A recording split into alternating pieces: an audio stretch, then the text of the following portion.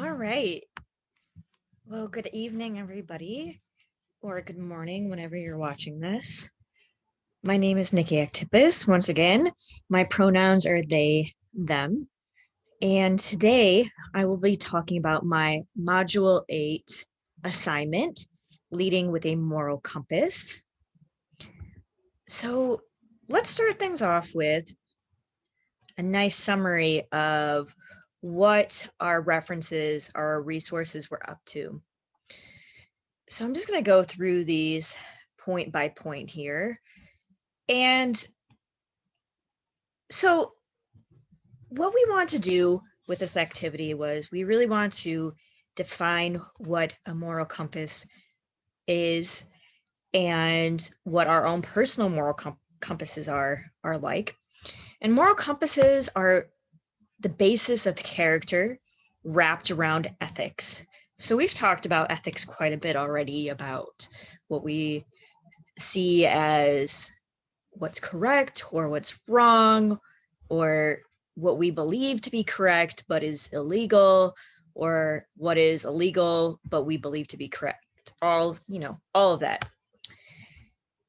So with that being said, not all moral compasses point in the same direction, meaning that we've all developed our own moral compasses based around what values we were brought up with, what pieces of information we've taken in, and all of that fun stuff. So our moral compasses aren't formed in a vacuum per se, but they are very heavily influenced by early life, right? So our moral compasses really describe our inner sense of right and wrong. And if we act purely on self-interest, our moral compasses can be kept at a parallel to the original position. So that means there's no real progress towards morally north, or any progress really being seen towards what we would call immoral or south on our compass. But if you continue down this path of self-interest, your compass might eventually start pointing south, especially if your actions are harming somebody else. So this can be avoided mostly by living life with integrity.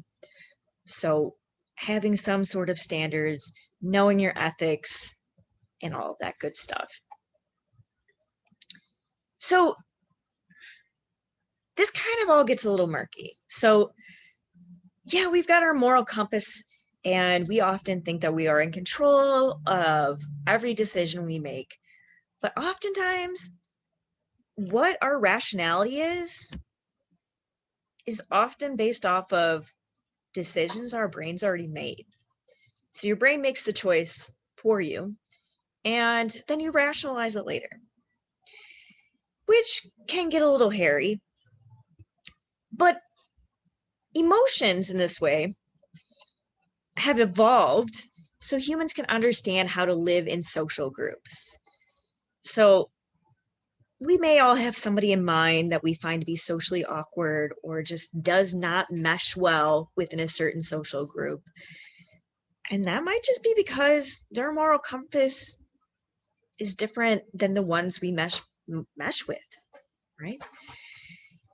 And as we all probably know, emotions are not infallible, right? So just because you are having a strong emotion about something does not necessarily mean that what you are feeling is the exact representation of what's happening. And so to kind of balance this out, we need to practice mindfulness. Mindfulness is necessary. So being conscious of why we're feeling the things we're feeling, trying to discover what happened with those feelings and how our intentions are creating impact in the world. So our moral compasses are designed around values we've been raised with. I've already kind of talked about this. And by raised with, I mean, maybe you have older siblings or the adults that took care of you had a certain value standard, or maybe organizations that your family was a part of. And as you get older, you're probably going to pick up more values, or you're probably going to gravitate towards folks with the same or similar values.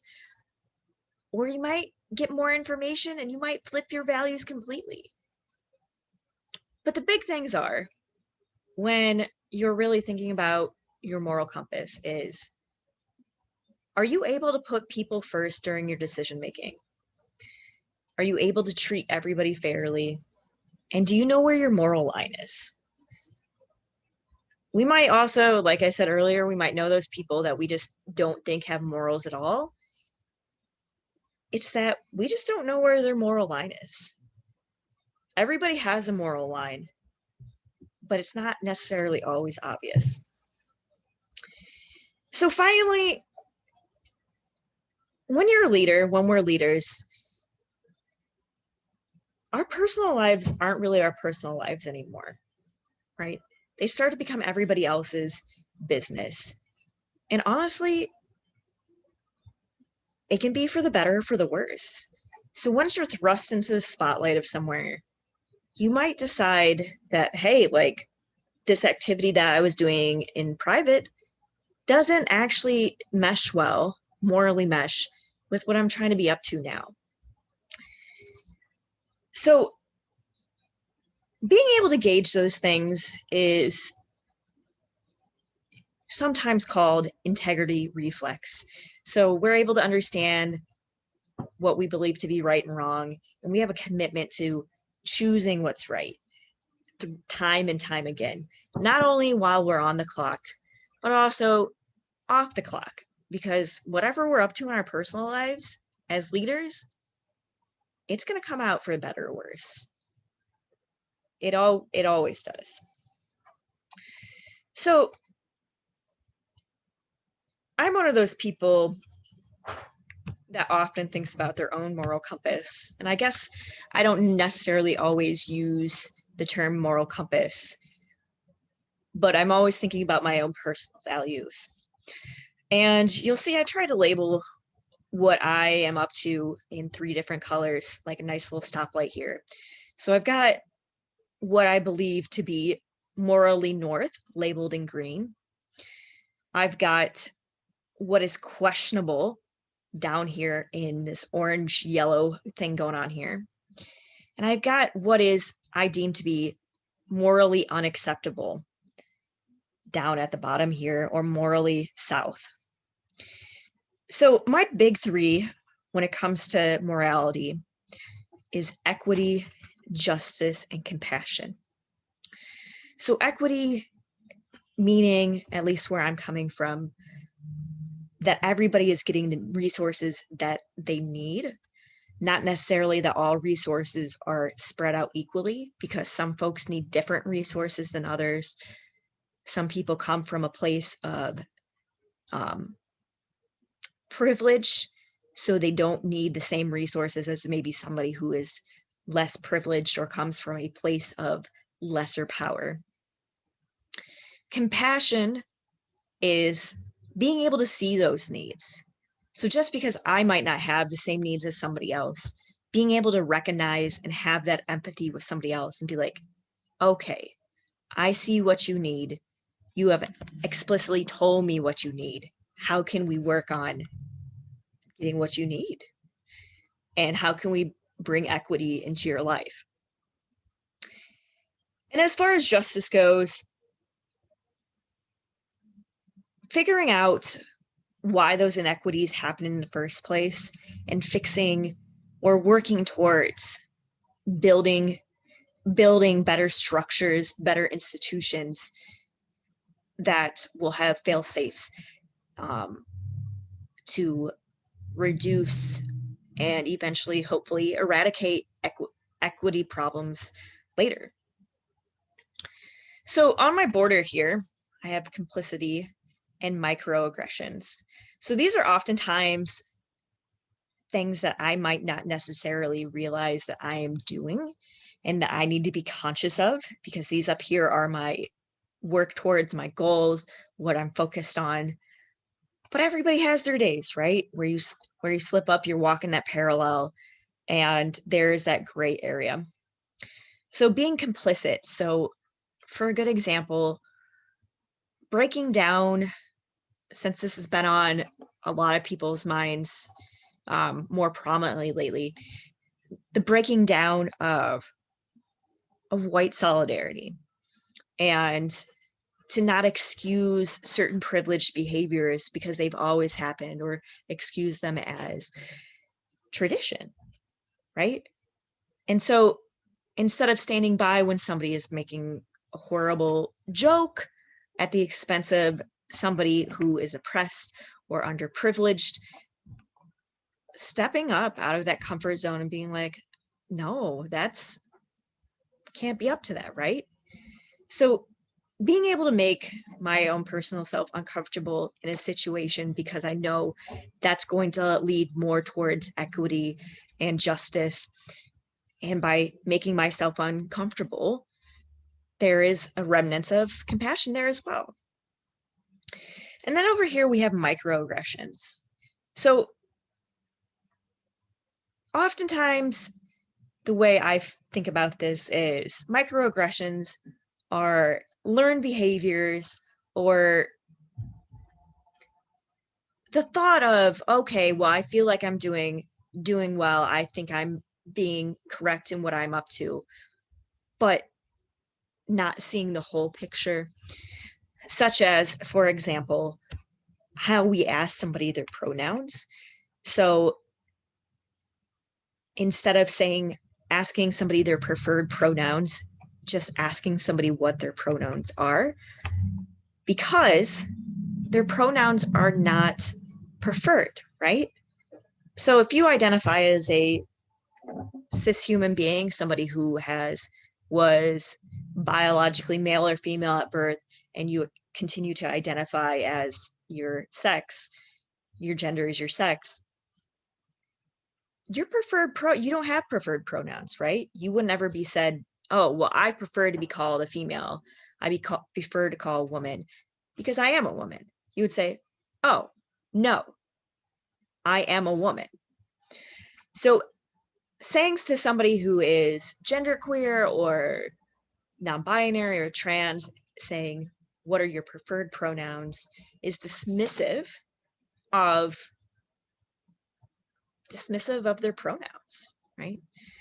So this is something I work on, especially with a lot of things.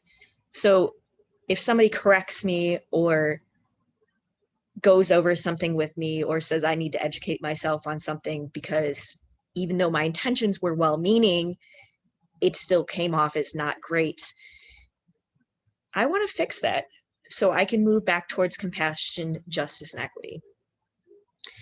And so these three down here, we're finally to what I would say morally incompatible or unmoral, my unmoral south down here, are things that I really try to steer away from. So I'll go with the one that I feel like is the most obvious. So intentional self-serving actions. So one of my big act of love is acts of service. So I tend to veer away from intentional self-serving acts. So not putting myself ahead of others to get ahead of others or to just get ahead in general, and being conscious of, well, is this going to purposely hurt somebody else? Is this going to leave somebody else out? What is the compromise here? How can I think of others first? Then we've got over here, we've got upholding power dynamics. So intentionally saying, well, that's the way it's always been. I'm not going to help you. You need to do things yourself, when there is obviously inequity happening, right? So again, like with resources, being like, oh, well, I was able to do this, you should be able to do it too. There's obviously some power dynamics and some privilege happening there. And I really try to steer away from using that. And then finally, we've got over here gatekeeping. And I think this one is really important to me, specifically as a scientist, specifically as an educator, specifically as a community leader, that I'm not gatekeeping information or gatekeeping from inclusivity. So such as being like, oh, well, you just don't get this scientific article because you're not smart enough, or I'm not going to discuss this social justice issue with you because you've never done the work on it. That's really hostile. And that doesn't lead the way for folks to be able to change their minds. And it doesn't empower them to also seek equity. It does not also inspire them to seek justice. It doesn't inspire them to be compassionate. So I really steer away. If somebody wants the knowledge and I have the ability to access it and provide that resource to them, I'm going to. And I'm not going to discourage them for also fighting for those resources themselves. So here are my references, same as everybody else used. And we'll mosey on over to my reflection.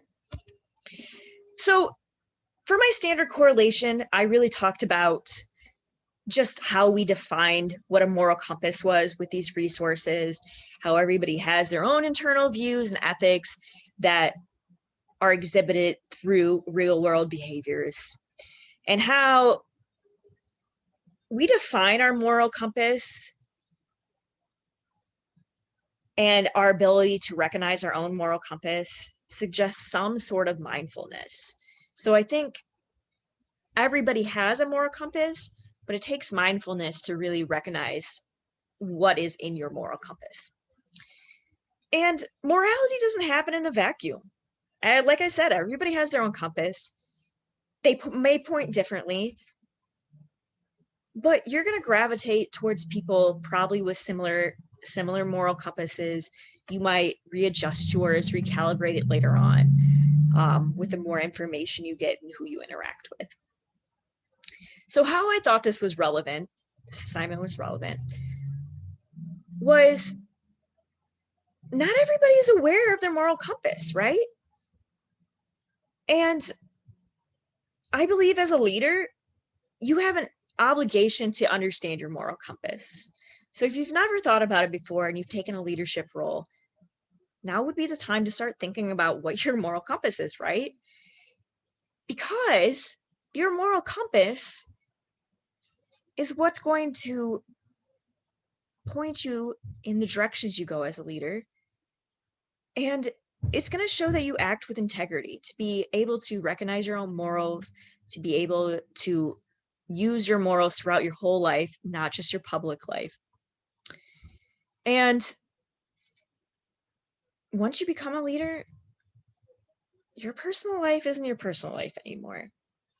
So you really need to know your moral compass. You really need to continue to always act with integrity, because you never know who's watching, right?